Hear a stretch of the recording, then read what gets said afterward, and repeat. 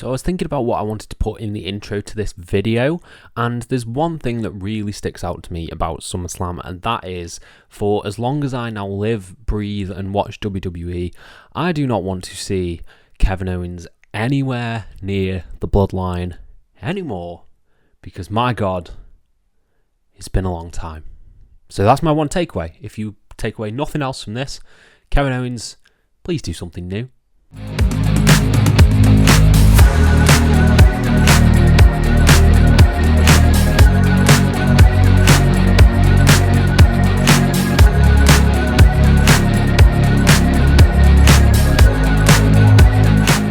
Hello and welcome to FTTR, I am Ewan McQuaid, and today we are talking about WWE SummerSlam 2024, the big old premium live event taking place in Cleveland with Cody Rhodes versus Solo Sikoa, CM Punk versus Drew McIntyre, Bayley versus Nia Jax.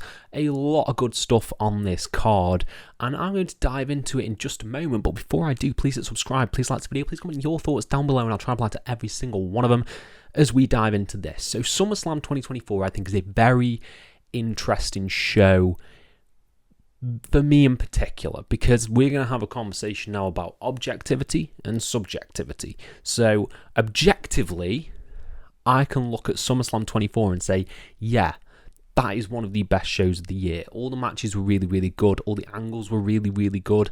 I do not have many complaints about this show, sort of on the whole. It's more the overarching stuff that I have more of an issue with. The show as a whole, objectively, very, very good. Subjectively, in my opinion, some of the stories and some of the way that things played out almost didn't hit for me. I don't know if I'm describing that well. Basically, I'm not a fan of some of the stories on this show, but I can see that they nailed what they were going for, if that makes sense.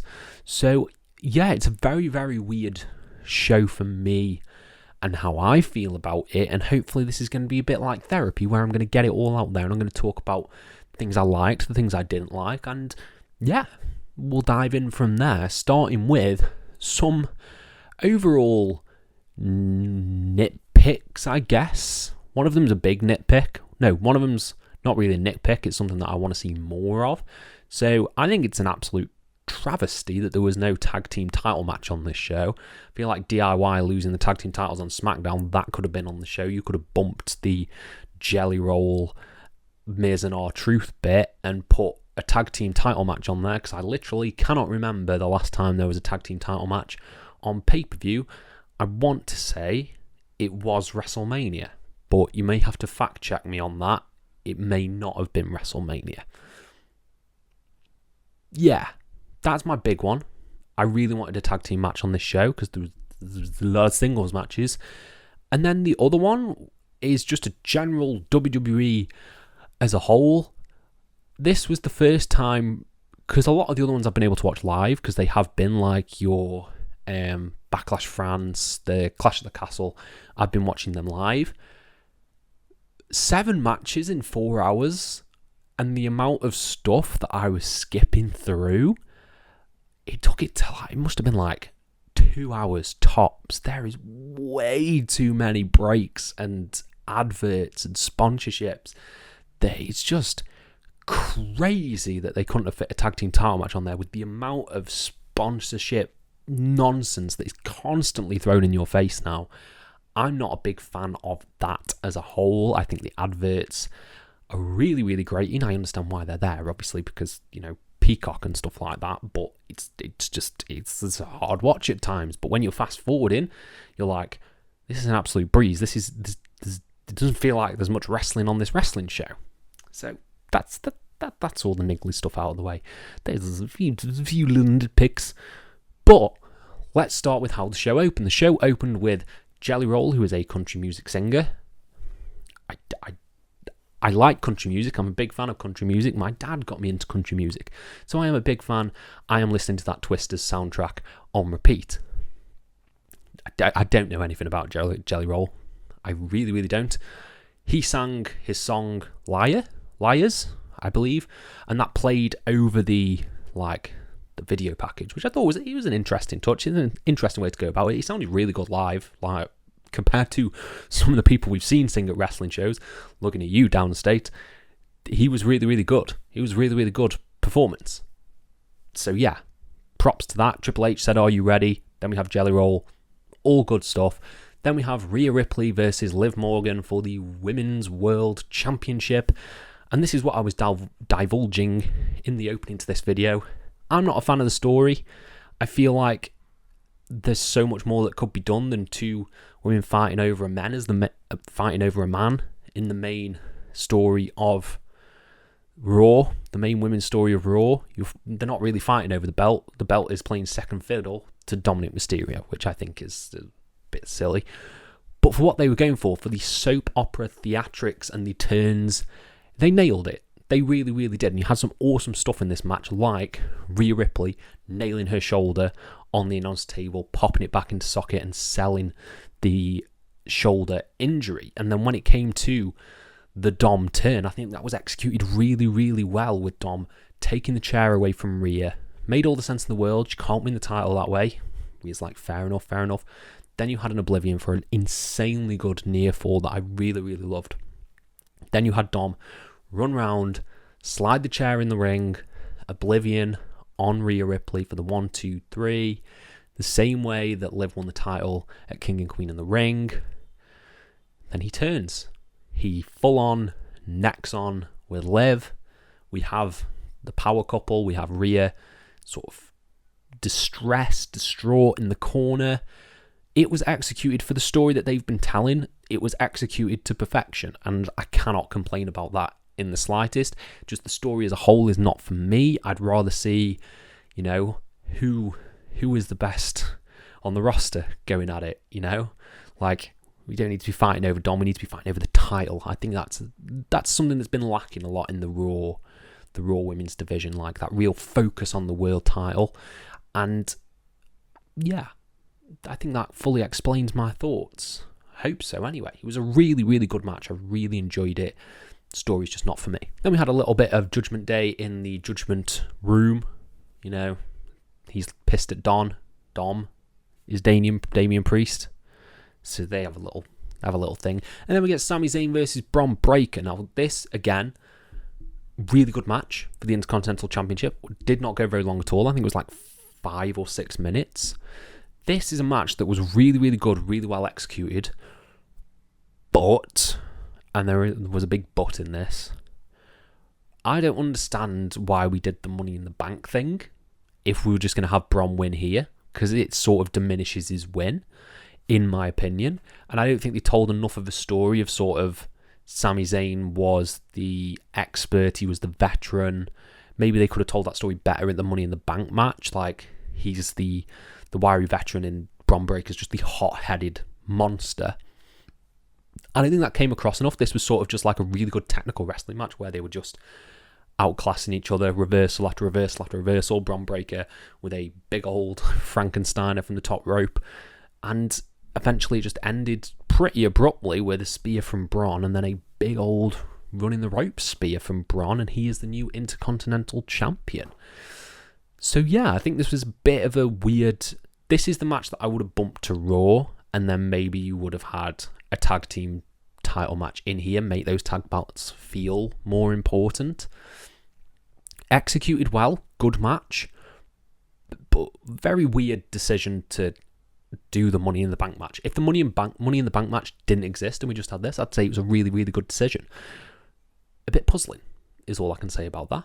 Then for the United States Championship, we had Logan Paul defending against LA Knight. So this is another one where I have to take I can objectively look at this and say that is a good match. Logan Paul's Twitter antics, I beg to differ, proving himself as a big old pile of shit.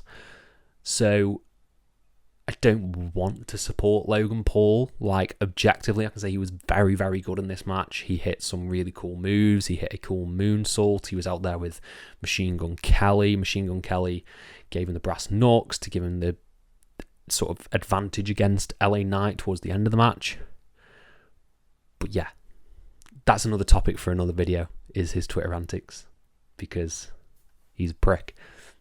But I'm going to shift focus to LA Knight, who I thought was excellent in this match. He was absolutely excellent. He's playing this sort of role, the swagger, everything about him is just so good. And I think he's really stepped up in the ring. He's like hitting a load of cool moves, a load of really interesting moves. I love his superplex, which looked really gnarly. It looked like Logan Paul landed right on his head.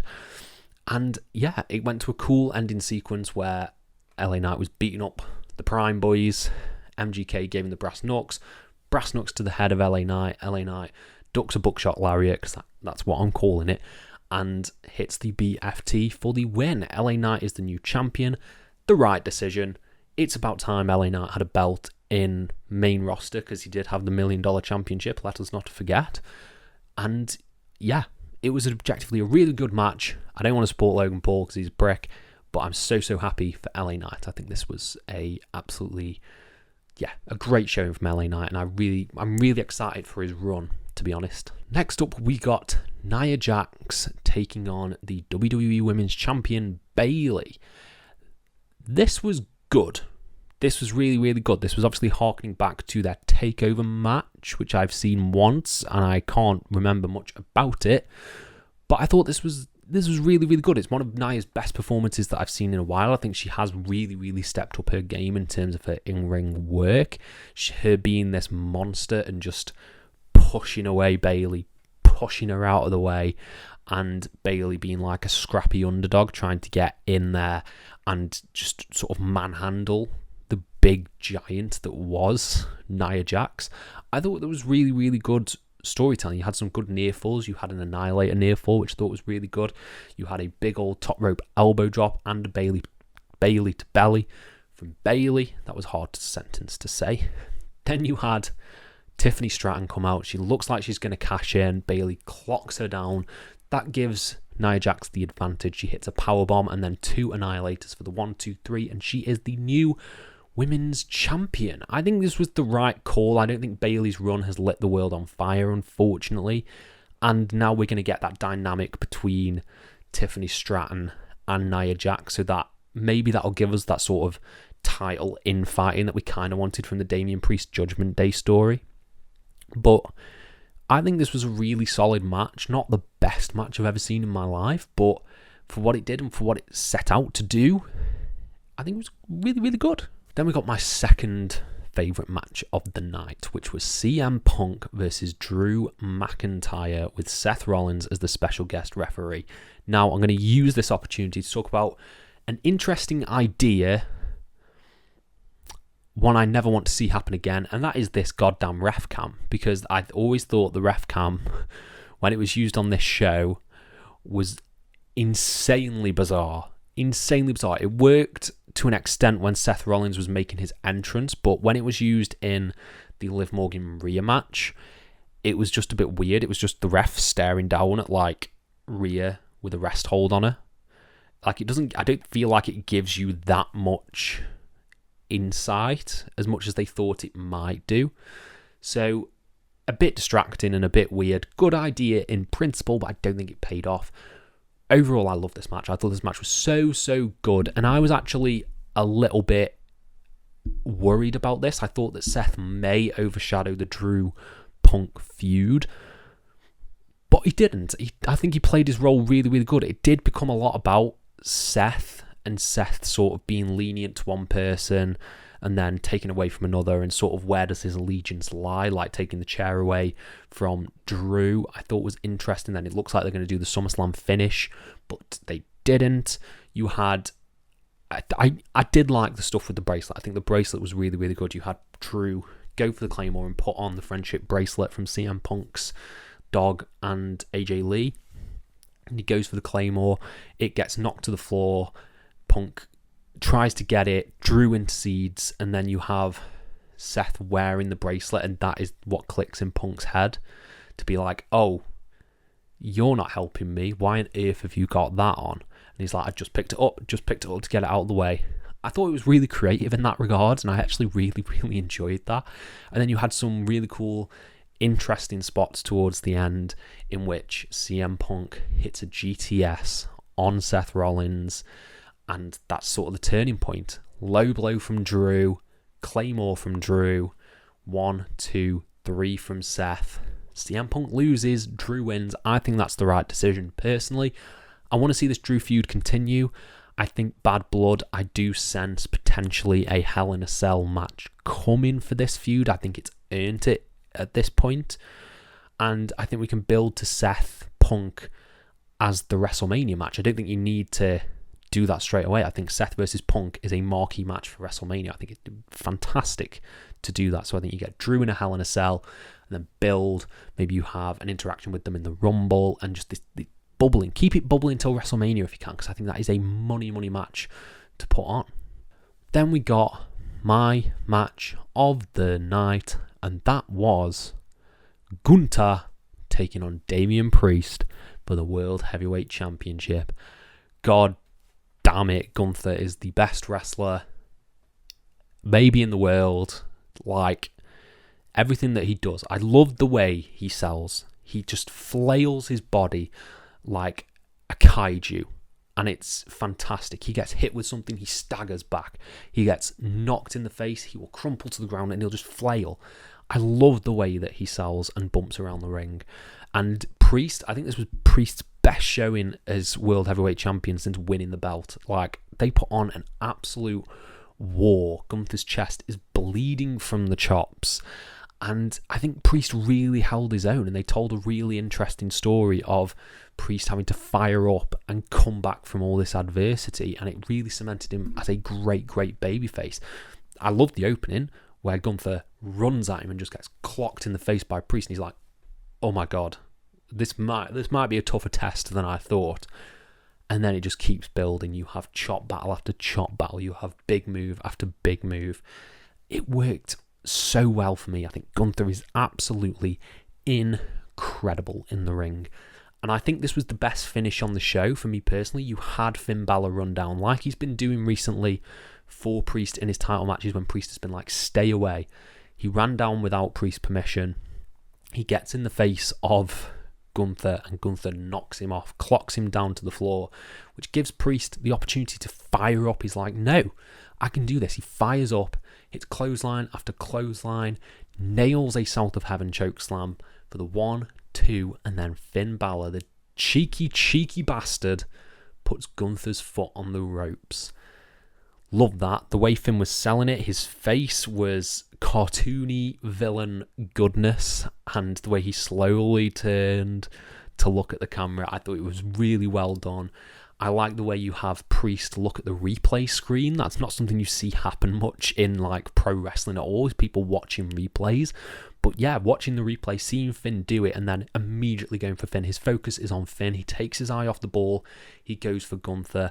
Gunther hits a powerbomb for a near fall and the choke, and rolls him back for a near fall pin. And as soon as he near fall pins Gunther, Priest makes a beeline for Finn, who's standing on the outside of the ring. He gets distracted again, and that gives Gunther the opportunity to lock in a choke and make Priest pass out. This was a fantastic match. One of my WWE matches of the year. I think it was sensational stuff. And yeah, I really love this. I'm excited to see a Balor-Priest feud, because I feel like Balor's got so much more left in the tank that he doesn't really get to show. And I'm excited for Gunther's reign, because Bash and Berlin's coming, and if they don't give us Ilya Dragunov versus Gunther, I will weep. I will weep buckets, because I want that injected into me right now. I want that match so badly. Please God, Gunther versus Dragunov as soon as possible. This was a cracker of a world title match. Then we got a Jelly Roll Miz R-Truth segment that I don't really want to talk about because not much happened. I thought it could have been filled with a tag title match, but Jelly Roll hit a chokeslam on, I think, Austin Theory, maybe Grayson Waller. It was one of them. And then we had the main event. We had Cody Rhodes versus Solo Sikoa for the WWE Undisputed Universal Heavyweight Championship. You had a big, nice long entrance for Cody with Arn Anderson. Arn Anderson did not pull a gun. He did not have a Glock on him. Right. Then you have the big entrance. You see Pharaoh, my favourite dog, apart from my dog who's asleep over there. And then you have the match. Now the match, I think, was hampered by the fact that everyone thought Roman Reigns was turning up. and everyone was waiting for Roman Reigns to turn up, because this was Bloodline rules, but it didn't really feel like Bloodline rules. There wasn't like as much carnage and as much of a car crash as sort of you thought, because they started off with like headlocks and shoulder tackles, and it didn't feel like it had that Bloodline rules thing. The Bloodline rules stipulation was only there so people could get involved, and the build-up of the match, probably like the first 10-15 minutes or so, was okay. It was a pretty good match, but everyone was there for the ending. That's all everyone wanted. You had Gorillas of Destiny come down, you had Kevin Owens come down, you had Randy Orton come down, and you're like, okay, we've seen this. Cody gets a really good near fall. It looks like he's going to win. Jacob Fatu comes out. Jacob Fatu hits a big old dive through the announce table on Cody. Looks like he hurts his leg. I hope it's not serious, because Jacob Fatu is amazing. And then you have it. You have the return. You have the Roman return after Cody gets the advantage. He hits Cody Cutter on Solo. New music. I'm a fan of the music. I think it's okay. This was everything I expected it to be, I think. And I think the speculation was, I popped, but it wasn't like a, oh my fucking God, he's here. This was, I expected Roman to show up. This is what I expected to happen. Superman punch to Solo, spear to Solo, crossroads from Cody, 1, 2, 3. There we have it. And you have sort of the stare down between Solo on the outside and Cody staring down Roman.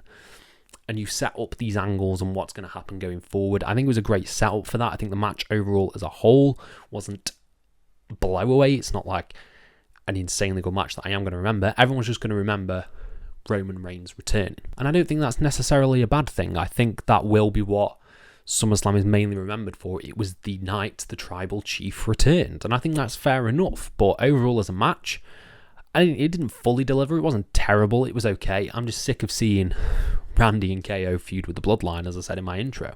Like, I need that to be way gone now. Like, literally just, please, anything else. Feud with each other. Please, my God. Yeah, I think this was a solid way to end the show. And SummerSlam overall, I think it was 4 out of 5. I really, really enjoyed it. Like, I don't think it's WWE's best of the year. I still think that's WrestleMania Night 2. But it's probably like, it's in the top 3 WWE best of the year, like easily, like hands down. So yeah, but it was a really, really fun, entertaining show. There were some bits that didn't work for me, but that's the point of a review, isn't it? And I want to know what you guys think down in the comments below. Let me know your thoughts. Did you love it? Did you hate it? Let me know and I'll try and apply to every single one of them. Thank you all ever so much for your support, and have a nice day.